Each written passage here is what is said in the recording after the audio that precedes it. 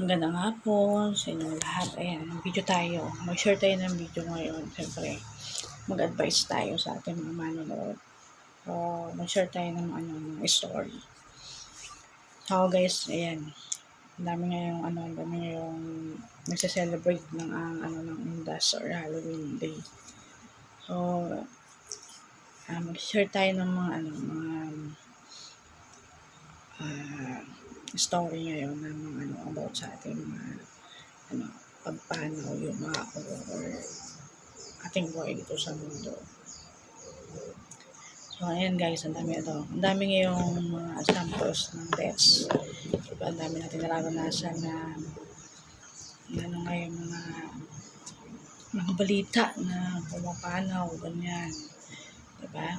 Sana maging tayo doon, maging alert tayo sa ganun mga problem. So, sa ngayon, syempre guys, story tayo ngayon about sa mga namatay, sa mga story ng natin, pagpanaw. Kaya masasabi ko sa inyo guys, ang buhay natin guys, syempre, napaka-importante. So, ang kailangan lang, lagi tayo mag-care sa sarili, sa lahat ng mga ginagawa natin. Diba? So, maraming issue ngayon ng yung mga pumanaw dahil sa hindi nakakayanan yung mga sakit or mga pangyayaring hindi natin ginusto. Lagi yung tatandaan na ang gusto ng Panginoon kasi tayo nakapag-aral din ng Biblia. So, i-share natin ngayon yung ating mga natutunan. So, isa lang guys yung ating ang kagustuhan ng ating Panginoon sa buhay ng tao. Kailangan lang natin maging masaya sa ating nagiging karanasan, ating buong buhay na karanasan dito sa mundo. Dahil yun ang gusto ng Panginoon. Maging masaya tayo dito sa mundo kanyang ibinigay. So, lahat ng kailangan natin nandito sa mundo, lahat ng gusto natin nandito sa mundo, wala na sa Kanya.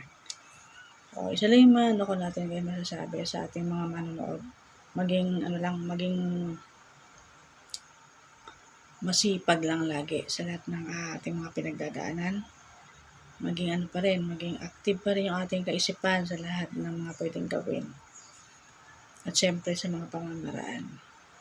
So, wag lang yung masasama. Sa mabubuting pamamaraan po yung gusto ng Panginoon sa atin lahat. Syempre, sabi nga, pag may problema ka, may solusyon. Pag may hinahanap ka, kailangan hanapin mo kung nasaan yun. Kung mayroon kang alam na solusyon, gawin mo yung paraan para makuha mo yun. Pero wag usang masasamang gawain o pamamaraan. So, yun. Kailangan lang maging matatag sa araw-araw ng buhay. Siyempre, at ako gustuhan siyempre ng Panginoon, di ba? Lahat tayo ngayon nandidiwang ng araw ng mga kamatayan ng ating mga yumao na naulan na pumanaw. Tapos tayo nabubuhay pa dito sa mundo. Lagi yung tatandaan guys, isa lang yung buhay natin dito sa mundo. Lagi yung pahalagahan, pag-ingatan ang mga sarili para maranasan pa yung gusto natin maranasan. Dito ano man yung gusto natin pang maranasan. So, sa mga sumuko na at nauna na sa kabilang buhay, maging masaya din yung family kasi wala na silang daranasing problema, pagsubok o ano pang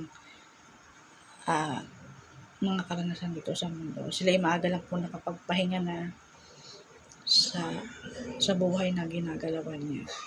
So, hindi na pong masyadong kadamdamin yun. Pero lagi po natin tatandaan na isa lang po yung buhay. Kaya lagi pa rin pag-ingatan ang inyong mga sarili. Sa panahon na kayo ay gusto pang mabuhay. So, huwag kayong gagawa ng mga delikado na gawain o mga delikadong pwedeng gawin na hindi nyo kaya. O kailangan lang pag-ingatan yung sarili. Ikaw yung mag-aalaga sa sarili mo ng mga ganong pamamaraan para hindi mo sapitin yung ganon. Kung accident man, hindi lahat yung kagustuhan ng sino man. Hindi rin niya kagustuhan yun. Yun ay biglaan din na pangyayari na hindi rin niya ginusto. At siguro kagustuhan yun ng Panginoon na pagpapahingay na siya ng mas maaga doon.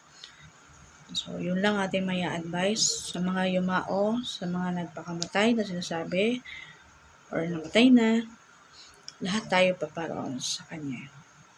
So, yun lang. So, meron man mga bad spirit siguro, ito siguro yung mga hindi ka gusto-gusto ng Panginoon yung kanilang ginawa. So, hindi natin alam kung paano siya tatanggapin sa kalangitan. Pero, lagi nyo lang din silang ipagdasal. Kung nararamdaman nyo sila palagi, ipagdasal, ipanalangin nyo sila, tirikan ng mga kandila, na sila ay matanggapin ng Panginoon at yung mga taong ginawa niya ng kasalanan, patawarin sila, gano'n, para sila ay sumalangit na. So, kung may mga kasalanan siyang ihingi ng tawad sa taong mga ginawa ng kasalanan. Yun lang po ma-advise natin bilang aral sa Biblia na ating mga natutunan din. Kailangan lang humingi ng tawad sa lahat at bago pumanaw kung kaya nyo pang humingi ng kapatawaran, bigkasin ang paghingi ng tawad sa Panginoon yung hingi ng tawad. Bago ka pumikit, hingi mo ng tawad yung lahat ng kasalanan mo sa taong mga ginawaan mo ng hindi maganda para tanggapin ka niya sa langit. At syempre, kung hindi ka man naririnig nun, magpahingi ka ng tawad sa Kanya.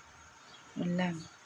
Kahit ipasabi mo lang, importante, nakakapaghingi ka ng tawad bago ka pumanaw dito sa lupa. Diba? Para yung mga na ikaw ay matiwasay at maayos ang kamatayan, mapayapa at tatanggapin ka ng Panginoon sa paghingi mo ng kapatawaran at paghingi mo ng pagpapatawad ng mga taong iyong nasaktan o sinaktan.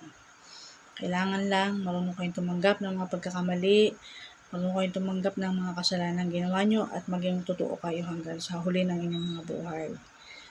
Huwag nyong sarilinin yung mga ganong kasinungaling hanggang kayo ay pumanaw. Kasi pag yun ay kinimkim ninyo hanggang sa kabilang buhay, hindi kayo tatanggapin dahil ang pagiging sinungaling na tao at pagiging makasarili ay hindi yan katanggap-tanggap ng Panginoon dahil ikaw ay may sariling pananaw na hindi niya ginugusto. Dahil alam mo ang kalooban ng ating Panginoon, lahat sa mabuti. So, yun lang, huwag lang tayong susuko sa buhay kung tayo ay may mga magaganda pang pwedeng gawin. Huwag lang matutukso kung kaya pa natin mabuhay sa mga maayos sa pamamaraan. At sa lahat po ng mga pinagsubok na din na pinagdaanan ng iba natin, mga nakakaranas pa rin ng mga masasamang gawain. Laging tatandaan ninyo, meron din time na sana magsawa din kayo dyan. Diba? At panatilihin pa rin maging maayos yung buhay nyo para tumagal yung buhay nyo rin dito sa mundo. Huwag nyo kaseryosohin yung masasamang gawain. May time tayo magbago pa para mas tumagal pa tayo. Hanggat kayo gusto nyo mabuhay pa. Pero kung gusto nyo magpakamatay, mamatay, choice nyo. Walang dapat sisihin, wala kayong dapat sisihin. O hindi kayo dapat sisihin sa ginagawa nyo kasi yun ay kagustuhan ninyo. Siya ang Panginoon man po ay tumatanggap ng kamatayan na ganyan kung wala ka namang ginawang kasalanan sa ibang tao. Napakabuti mo dahil ikaw yung mismong sumuko sa Kanya na hindi mo na kaya lahat ng mga nararanasan mo. Hindi mo kaya yung magiging buhay mo. Ibinigay mo na sa Panginoon yung buhay mo. At tatanggapin ka niya doon kung wala kang ginawang kasalanan dito sa mundo. Kaya lagi tatandaan, sa banal na simbahan, kailangan tanggapin ang mabubuting tao. Ano man yung maging hatol niya sa sarili niya. Pag wala siyang inapakan, sinaktan, o masamang ginawa dito sa mundo, siya ay karapat-dapat na bigyan ng matiwasay na basbas para siya ay sumalangit nawa din. Yun lang ating advice sa ating mga simbahan. Ang mga ganong klaseng pangyayari sa buhay ng isang tao ay walang dapat sisihin kahit sin dahil ay ginusto niya. Isang wakas na siya yung nagdesisyon sa sarili. At syempre, inalay niya yung sarili niya agad sa Panginoon nang hindi niya kinakaya na dito sa mundo. Wag lang po yung ayaw lang ng Panginoon na ikaw yung hahatol sa ibang tao na hindi naman sa'yo. Hindi ka naman ginagawaan ng masamang kahit ano. So, yun lang po ang ating advice. Isa rin tayo sa nag-aral ng mga Biblia na dapat ay ma-share natin ito sa ibang tao din na medyo hindi rin alam yung mga ganong pangyayari Hindi alam kung paano tatanggapin yung gano'ng mga pangyari. Maging matapang, maging matatag dahil siya mismo yung nag-decide ng gano'ng mga bagay na hindi nyo rin ginugusto. Pero ginusto na niya sa sarili niya. Wakasan yung kanyang mga challenges dito sa buhay natin dito sa lupa. So, magpasalamat tayo sa mga blessing pa rin dumating sa ating sarili. So, yung mga naunan pumanaw na yumao natin matutong ipagdasal, lagi rin ipagpasalamat sa rin sa magpasalamat tayo sa mga iniwan nilang magandang alaala kung mayroon sa inyong iniwan ng mga alaala, mga iniwan ng mga hindi nyo hanggang ngayon dinadala ninyo, hanggang ngayon pinapangalagaan nyo. Matutong magpasalamat pa rin sa mga yumao na nag-iwan ng magandang buhay pa rin para sa inyo. At yun lang ang napaka-importante ginagawa natin sa ating mga yumao ngayon, undas, Halloween. Matuto pa rin tayo magpasalamat sa kanila kung may iniwan silang magaganda na alaala dito sa mundo o sa buhay ninyo na mabubuti hanggang ngayon or pinapakinabangan ninyo yung mga naiiwan niya para sa inyo. Or nakakatulong pa rin siya sa ginawa niyang desisyon para kayo ay mapabuti. So, yun lang po ating masasabi sa ating sa karawan ngayong undas, sa Halloween. Lahat kayo mag-pray para sa ating mga yumao. Magpasalamat sa mga yumaong nag-iwan ng magandang alaala at nag-iwan ng mga bakas ng mabubuti para sa inyo. Yun. Hindi pa rin kayo makakalimot doon. Sabi nga, bakit how many years na? Naalala pa rin. Kasi nga, may iniwan sa iyo maganda. Hanggang ngayon, dala-dala mo pa. Yun. At nakakatulong sa buhay mo hanggang ngayon. Kaya lagi tayong huwag makakalimot doon. Lagi rin magpabigay ng magpapasalamat sa Kanya. Yun yung ibig sabihin ng undas at Halloween ngayong araw na to. At hanggang sa dos, di ba? Pasalamatan niyo yung mga yumao ninyo nag-iwan ng mga magaganda para sa inyo. Kung hindi man mga bagay-bagay, isang magandang memory, isang pamilyang mabuti, isang saya na hindi nyo makalimutan sa buong buhay din niyo. Yun. Kaya wala tayong gagawin kundi magpasalamat sa kanila, magpasalamat sa Panginoon at ipagdasal sila sa Panginoon nawa ay nasa piling niya. At yun, bantayan pa rin kayo kung sila ay ginawa pa rin mabuting hanggang sa kabilang buhay. Yun. So, yun lang yung may advice natin ngayong Halloween sa Isa Vlog Channels, Facebook and YouTube. Siyempre, itong ating ginagawang video para sa inyong lahat, para malaman nyo kung anong ibig sabihin ng Halloween. Anong ibig sabihin ng undas.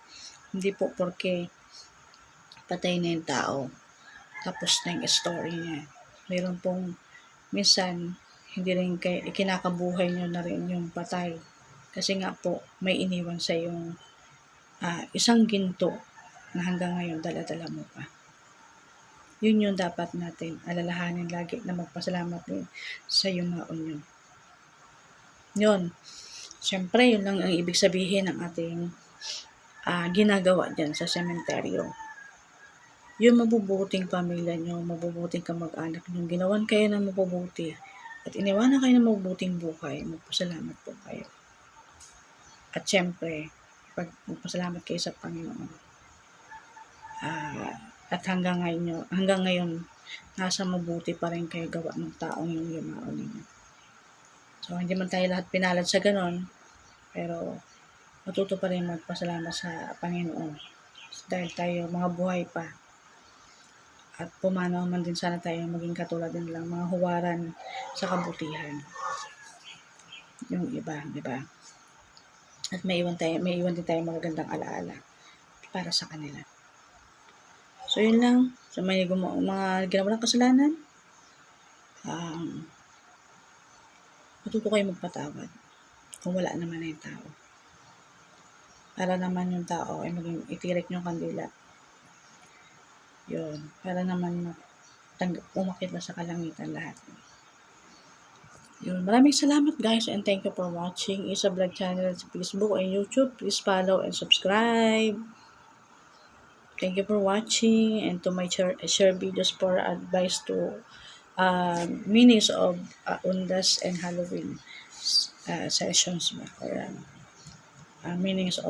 meanings of day values for value for family. Ayan, thank you.